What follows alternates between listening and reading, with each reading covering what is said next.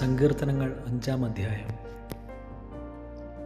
യഹോവേ, എൻ്റെ വാക്കുകൾക്ക് ചെവി തരണമേ, എൻ്റെ ധ്യാനത്തെ ശ്രദ്ധിക്കണമേ. എൻ്റെ രാജാവും എൻ്റെ ദൈവവുമായുള്ളവേ, എൻ്റെ സങ്കടയാചന കേൾക്കണമേ. നിന്നോടല്ലോ ഞാൻ പ്രാർത്ഥിക്കുന്നത്.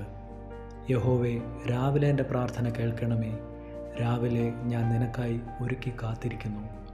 നീ ദുഷ്ടതയിൽ പ്രസാദിക്കുന്ന ദൈവമല്ല. ദുഷ്ടൻ നിന്നോട് കൂടെ പാർക്കയില്ല. അഹങ്കാരികൾ നിന്റെ സന്നിധിയിൽ നിൽക്കയില്ല. നീതികേട് പ്രവർത്തിക്കുന്നവരെയൊക്കെയും നീ പകയ്ക്കുന്നു. ഭോഷ്കു പറയുന്നവരെ നീ നശിപ്പിക്കും. രക്തപാതകവും ചതിയുമുള്ളവൻ യഹോവയ്ക്ക് അറപ്പാകുന്നു. ഞാനോ നിന്റെ കൃപയുടെ ബഹുത്വത്താൽ നിന്റെ ആലയത്തിലേക്ക് ചെന്ന് നിന്റെ വിശുദ്ധ മന്ദിരത്തിന് നേരെ നിങ്കലുള്ള ഭക്തിയോടെ ആരാധിക്കും. യഹോവേ, എൻ്റെ ശത്രുക്കൾ നിമിത്തം നിന്റെ നീതിയാൽ എന്നെ നടത്തണമേ. എൻ്റെ മുൻപിൽ നിന്റെ വഴിയെ നിരപ്പാക്കണമേ.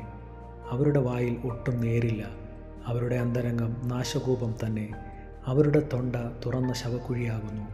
നാവുകൊണ്ട് അവർ മധുരവാക്കു പറയുന്നു. ദൈവമേ, അവരെ കുറ്റം വിധിക്കണമേ. തങ്ങളുടെ ആലോചനകളാൽ തന്നെ അവർ വീഴട്ടെ.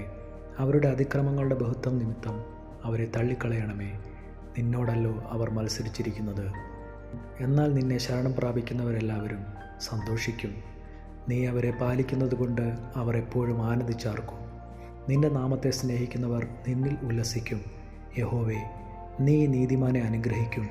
പരിച കൊണ്ടെന്ന പോലെ നീ ദയ കൊണ്ട് അവനെ മറയ്ക്കും. ഈ വായിച്ച തിരുവചന ഭാഗങ്ങളാൽ ദൈവം നമ്മെ അവരെ അനുഗ്രഹിക്കുമാറാകട്ടെ.